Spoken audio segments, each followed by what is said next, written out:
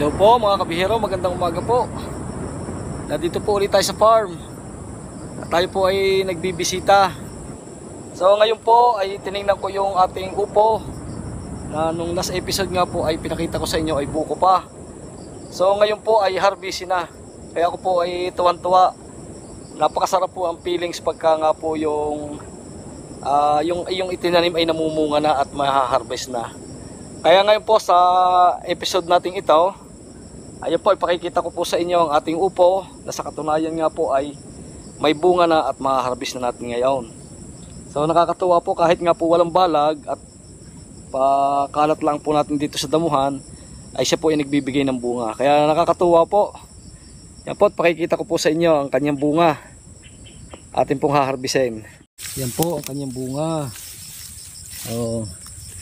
Sa loob nga po ng 2 linggo, simula nung siya ay maging buko, ay siya po ngayon ay harvest na. 1, 2, yung pang isa, 3. Yan, 3 na po ang bunga na po pwede na pong harvestin. Bukod nga po yung pang mga buko. Yan. Nakakatuwa. Nakakatuwa palang upo. Yan po, ang dami niyang buko. Ay sawa ng gulayin. Yan po, atin pong haharbisin na. Talaga pong patutulang po ako'y ngayon pa unang kapagtanim ng upo. Ganito po pala siyang mamunga. Tsaka ang bilis pong lumaki. Haharbisin po natin ang ating upo.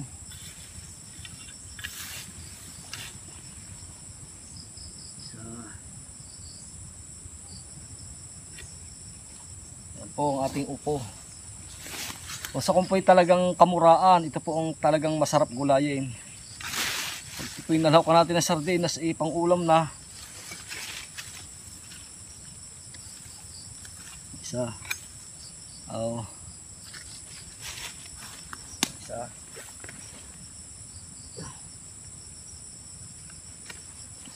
Yan. Po, bali 3 pong piraso ang ating nakuha. Yan. 3 piraso po. Ay, ito po ay talagang kung sa ko'y panggulay lamang ay talagang sawa na.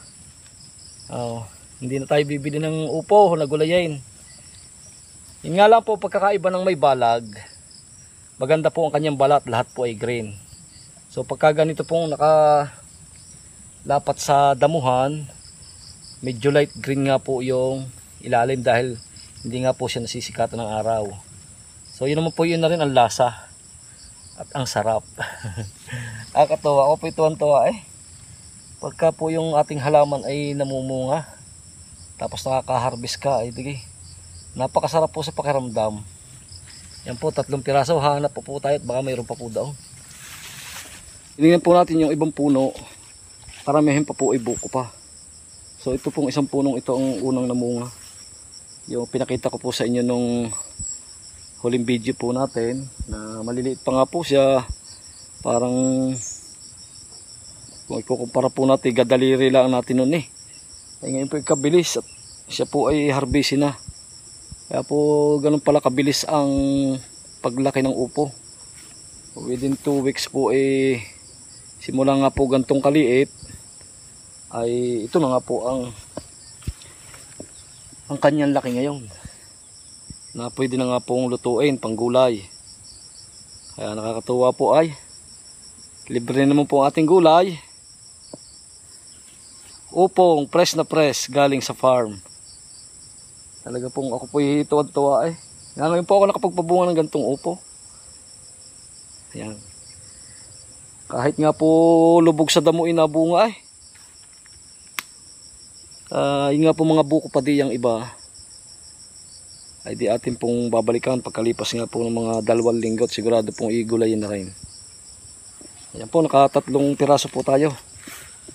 Ayan po ang ating na-harvest, 3 pirasong upo. O yan po ibibili sa palengke, sabihin na po natin sa 25 pesos ang isa. Ito po yung nakakahalaga ng 75 pesos kung atin pong bibilhin. Ang laki pong kaminusan. Basta ko po minus sa gastos, tayo po hindi nabibili ng gulay na upo. Yan po pag may dalawang sardinas ay katalo na at pang ulam na po yan. Yan po, dala na po natin ang ating na-harvest na upo. Isang tangkas po ay. Tapos may rin po tayo ma-harvest na sitaw. Atin pong kukuhanin natin. Madalang po ako makabisita ngayon. Gawa nga po nagpuprutas pa kami. Sa katunayan nga po, ako'y may papitas na rambutan ngayon. Ay hindi na po ako sumama. Gusto ko nga po makapagbisita muna dito sa ating taniman. Kakatuwa po ang ating upo. Oh. Tunay na. Libre-libre ang panggulay. Pagka may tinanim. Sino kang hindi may inganyo magtanim pag garnay. Mamalayan mo na lang malalaki na ang bunga. Hindi naman po masyadong alagain ito. Kung hindi man po maganda, ayun naman po iisa din ang lasa pag naluto. Kung hindi man po kasing ganda ng mga nasa market na nabibili natin. Mahalaga po ay libre. Libre po ang ating gulay. Yan po, nandito na tayo sa kubo. Kukuhan din po natin ang sitaw.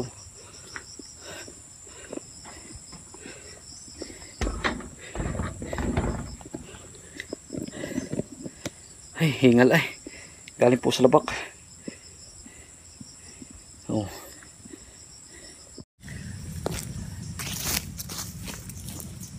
Tayo po mamumuti ng sitaw.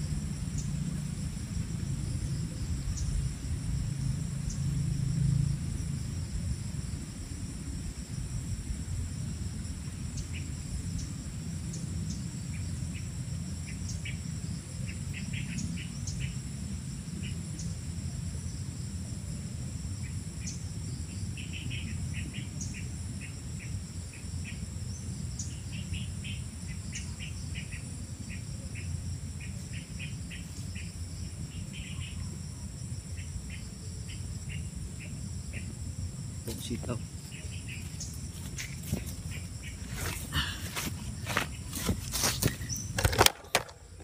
Yan po ang ating sitaw ikon ay na-overdue na. Ang iba po ay magulang na. Palibasa nga po yung tayo nakapagbisita. Pwede mo pa lang po itong mga buto nito.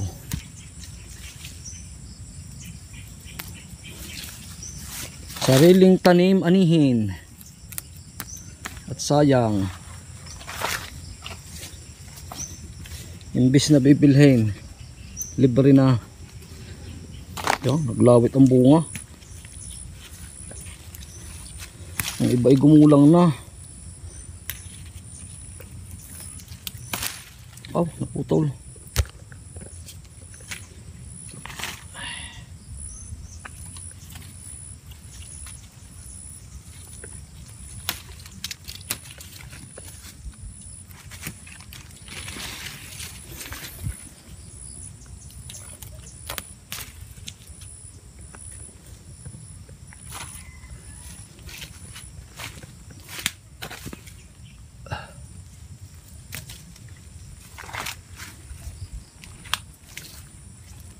Yan po, ang dami pang makukuha.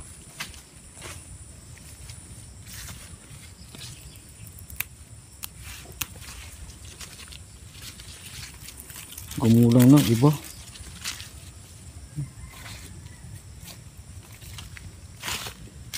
po ang ating harvest na sitaw. Isang tangkas uli. Isang tangkas na sitaw. Isang kilik na upaw.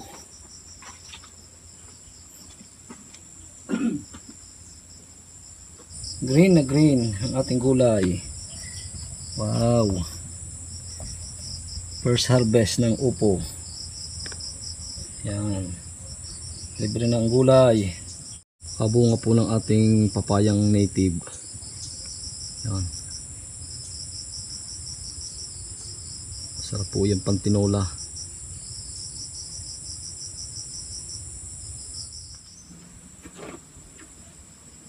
Ito pong pipiliin ng sitaw. Iwalay po natin yung magulang sa mura.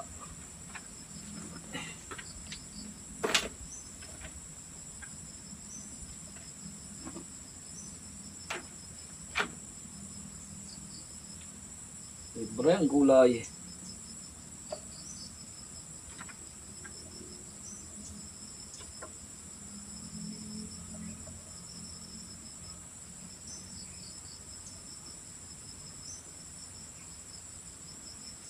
Gandahan po nito talagang sariwa. Dahil yan, kita nyo naman po talagang babagong harvest.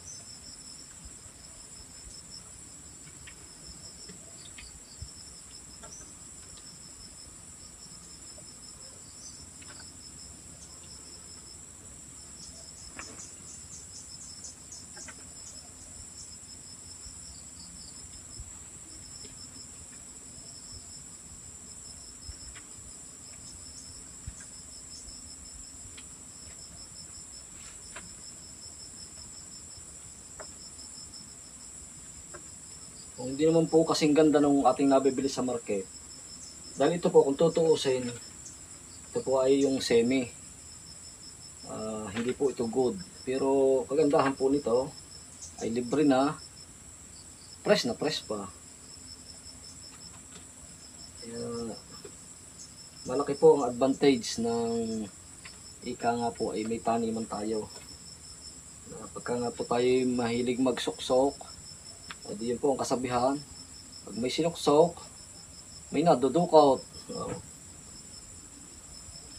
Pag may itinanayin, may pangunguhanayin. Ito po i-share natin yung iba. Ito po sa ating pong mga tiyo. Maghahati-hatiin po natin na lang.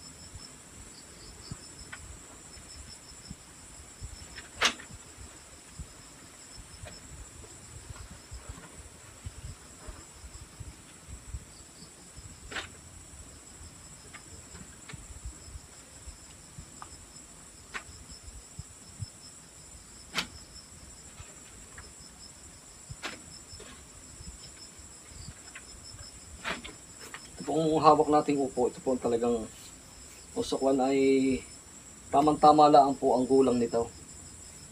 Ito po ang kasarapang ikangay matamis-tamis pagka ginulay. Murang-mura. Fresh na fresh, kakatuwa.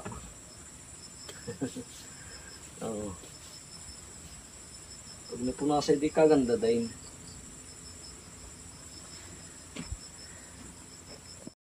Po, nakakuha pa tayo ng isang hinog na papayang Tagalog. Tamis po ito. Ito po yung hinog sa puno.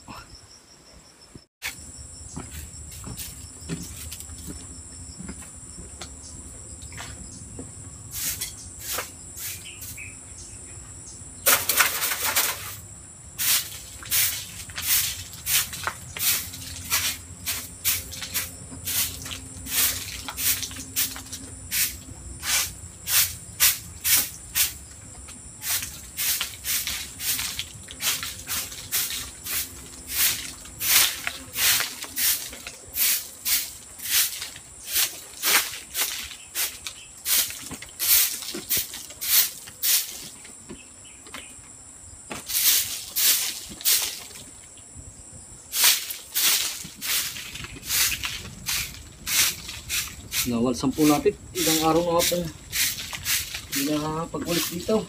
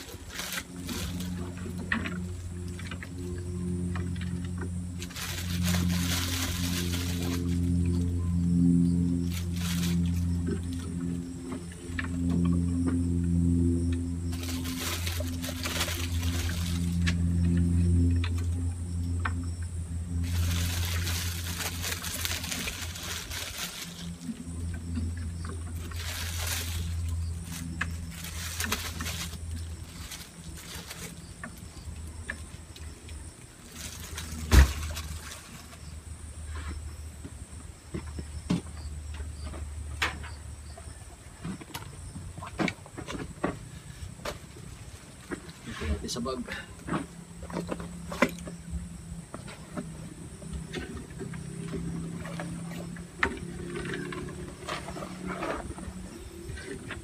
Mga gulay. Ayan po natin papaya.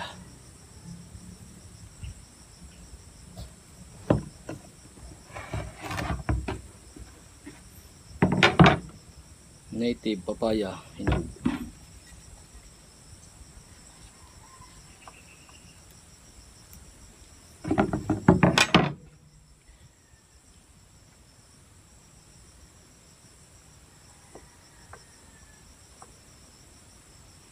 Vitamin A.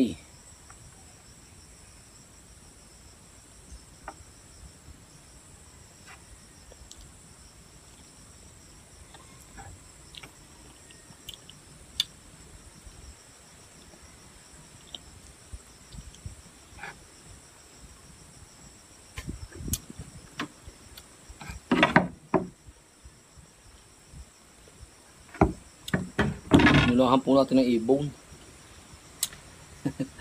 Meron pa naman po daw.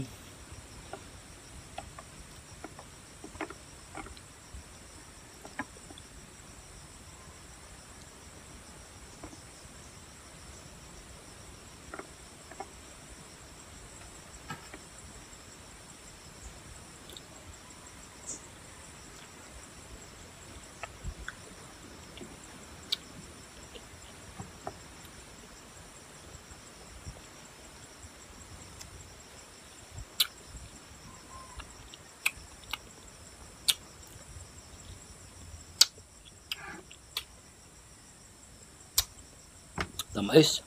So yun po, maraming po salamat. Salamat po sa may kapal at tayo po ay nakapagbisita ulit dito sa ating farm. At bukod nga po doon ay nakapag-harvest pa tayo ng sari-saring gulay.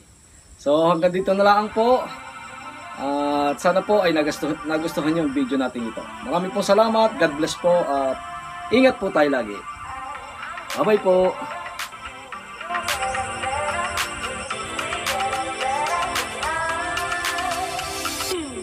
Just got to keep it rolling. There's no time to be wasting. I'd just rather move it along. Got both feet but in different waters. I need space more than orders. I'd just rather move it along. I know how you're feeling, 'cause sometimes I do tight. Not tonight. You're gonna hear me. Gonna dance it off goodbye.